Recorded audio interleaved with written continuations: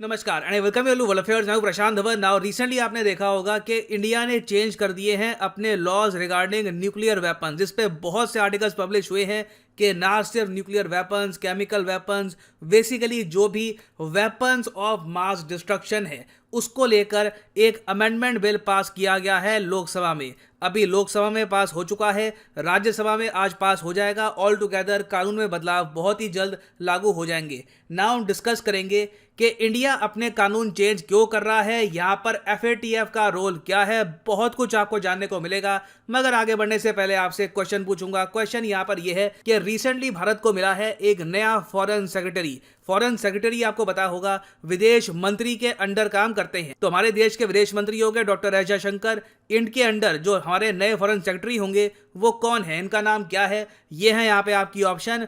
Comment section में करिए उत्तर, सही आंसर आपको मिलेगा वीडियो के अंत में। ओके, तो सबसे पहले यहाँ पे आपको समझना होगा कि weapons of mass destruction WMD किसको कहते हैं। WMD में देखिए आता है बायोलॉजिकल वेपन्स, केमिकल वेपन्स और न्यूक्लियर वेपन्स। बायोलॉजिकल वेपन्स में आपको पता होगा कि बीमारी को एक वेपन की तरह यूज किया जाता है और बड़ी आबादी को मारने के लिए, उनको बीमार करने के लिए बायोलॉजिकल वेपन्स यूज हो सकते हैं। केमिकल वेपन्स और टुगेदर डिफरेंट होते हैं। केमिकल वेपन्स गैस की फॉर्म में या फिर लिक्विड की फॉर्म में आप छिड़क सकते हैं एक बड़ी आबादी पर। उससे या तो वो आबादी मर सकती है या फिर बुरी तरीके से जो वहां पर लोग हैं वो सफर करेंगे, अंधे हो सकते हैं, बीमारियां हो सकती हैं उनको और टाइप की। और फिर जो न्यूक्लियर वेपन है इसके बारे में तो आपको पता ही होगा। अब दुनिया भर में आप अगर देखो तो सबसे बड़ा डर हमारा क्या है। सबसे बड़ा डर यह है कि कोई ऐसा संगठन, कोई ऐसा देश जिस पर कोई रिस्पॉन्सिबिलिटी नहीं है, उनके हाथ में ये वेपन ऑफ मास डिस्ट्रक्शन अगर लग गए तो बहुत ही बड़े स्केल पर ये लोगों को मार सकते हैं। तो इसलिए यहां पर आया FATF, financial action task force, यहां पे एक्शन में आ गया।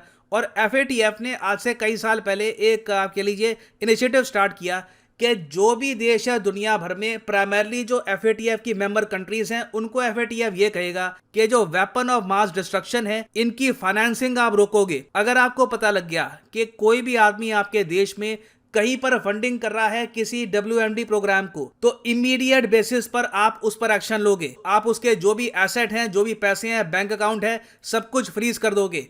केस तो अलग चलता रहेगा कि वो गिल्टी है नहीं गिल्टी है, क्योंकि कई बार क्या होता है कंट्रीज में ऐसे केसेस को लग जाते हैं 4-5 साल। तो पीछे से वो जो फंडिंग है वो चलती ना रहे, इसके लिए FATF ने ये कहा था कि जैसे ही आपको पता लगे कि आपके देश में एक आदमी है जो वेपन ऑफ मास डिस्ट्रक्शन की फंडिंग कर रहा है, उसके एसेट, बैंक अकाउंट को आप फ्रीज कर दोगे ताकि गलत लोगों के हाथ में कभी वेपन ऑफ मास डिस्ट्रक्शन ना पहुंच पाए। अच्छा, आप ये भी जान लो कि ऐसा नहीं है कि FATF को भी अचानक से ख्याल आ गया कि चलिए हम टेरर फाइनेंसिंग पर तो काम करते ही हैं, चलिए यहाँ पर जो ये न्यूक्लियर वेपन है इन पे भी काम करना स्टार्ट कर दे। नहीं, इनको डायरेक्शन मिली है UN सिक्योरिटी काउंसिल से। UN सिक्योरिटी काउंसिल में एक रेजोल्यूशन पास हुआ, उसके बाद बात गई FATF पर। नहीं तो FATF आपको पता होगा ग्रे लिस्ट, ब्लैक लिस्ट यही संभालता था। तो अब FATF ने क्या किया है कि जो भी यहाँ पर मेंबर कंट्रीज हैं, मतलब कि जो इनके मेन मेंबर है जो वोटिंग करते हैं FATF में, उसके अलावा जिन कंट्रीज के पास भी न्यूक्लियर वेपन्स हैं या फिर दुनिया मानती है कि उनके पास न्यूक्लियर वेपन्स हैं, तो FATF उनको ये कह रहा है कि अपने देश में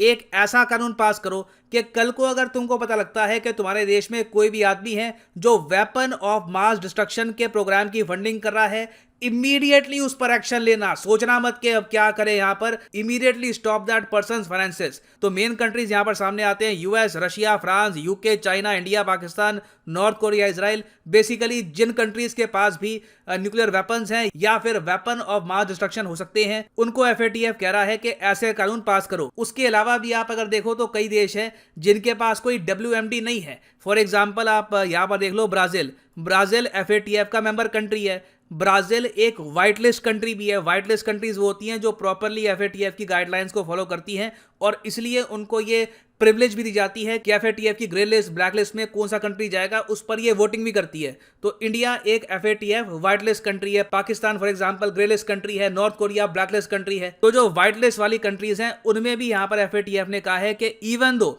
अगर आपके पास कोई भी WMD नहीं है, आप इंश्योर करिए कि आपके देश में कोई संघ की मिलियनियर, कोई संघ की बिलियनियर ना हो जो किसी WMD प्रोग्राम की फंडिंग कर रहा हो। अब यहाँ पर आप यही पूछेंगे कि मान लो किसी देश में कोई अमीर आदमी है, वो किसी वेपन ऑफ मास डिस्ट्रक्शन की फंडिंग कैसे कर सकता है? ये सब तो सरकारें बनाती है ना। देखिए, नहीं, आज के समय क्या है कि ब्लैक मार्केट जो है ना, वहां पर न्यूक्लियर वॉरहेड भी सेल होते हुए दिखे हैं, वेपन ऑफ मास डिस्ट्रक्शन काफी बार सेल होते हुए दिखे हैं। तो कोई बड़ी बात नहीं है कि कोई बहुत अमीर आदमी जो बिल्कुल भटक गया हो वो किसी आतंकवादी संगठन को पैसे देना स्टार्ट कर दे कि तुम चुपचाप कोई ये WMD बनाओ। तो इसलिए FATF हर कंट्री को कह रहा है कि प्लीज़ ऐसा कानून बनाइए जिससे आपके देश से जो ये WMD की फंडिंग है गलत तरीके से ये ना हो रही हो। तो इसीलिए रिसेंटली इंडिया ने एक कानून पास किया है। एक्चुअली जब मैं वीडियो रिकॉर्ड कर रहा हूँ तो ये प्रोसेस में है, मगर बहुत ही जल्दी ये लॉ पास हो जाएगा।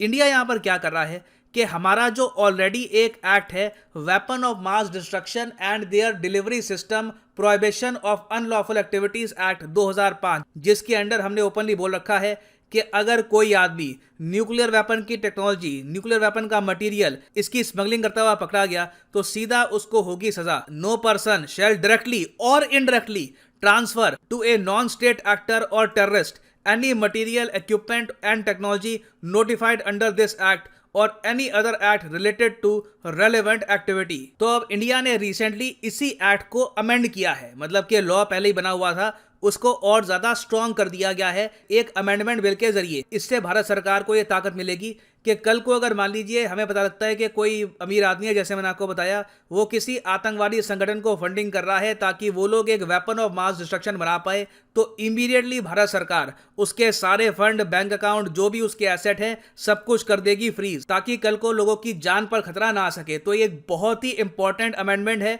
और सही टाइम पर इंडिया ये चेंजेस कर रहा है। अब यहां पर आप पूछेंगे कि क्या बाकी देश भी ये जो एक्ट है पास करेंगे, कुछ चेंजेस लाएंगे ऐसे? देखिए, मोस्ट प्रोबेबली लाना चाहिए। सारे जो देश हैं यहाँ पर, ये जो व्हाइट लिस्ट वाले कंट्रीज हैं, ये तो डेफिनेटली ये चेंजेस लेके आएंगे। बाकी ईरान, नॉर्थ कोरिया, पाकिस्तान जो FATF की ग्रे लिस्ट, ब्लैक लिस्ट में रहते हैं, इनका मैं 100% कह नहीं सकता कि ये लोग इसको पास करेंगे या नहीं करेंगे। पाकिस्तान में तो ऑफकोर्स अभी पॉलिटिकल क्राइसिस चल रहा है, तो मोस्ट प्रोबेबली ये कानून लाने में लग जाएंगे इनको 1-2 साल। बट ओवरऑल बाकी कंट्रीज में बिल्कुल ऐसे कानून आपको आते हुए दिखेंगे इन द नियर फ्यूचर। ना वापस आते हैं अपने MCQ की तरफ।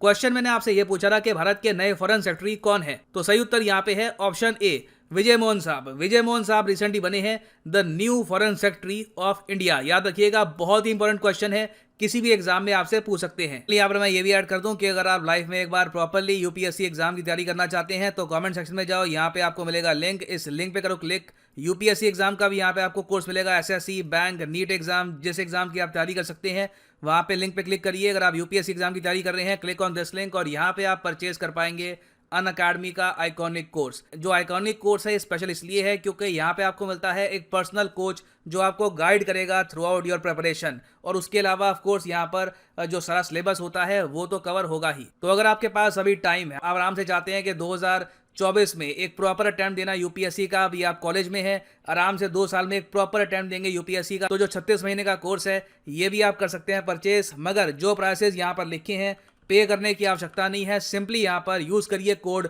PD10 और प्राइसेस गिरना शुरू हो जाएंगे। यहाँ पे आप देखेंगे the prices will start falling once you use the code PD10, so use the code and save money. So इसी नोट के साथ ये है वीडियो का अंत। Thank you for listening and as always God bless you all.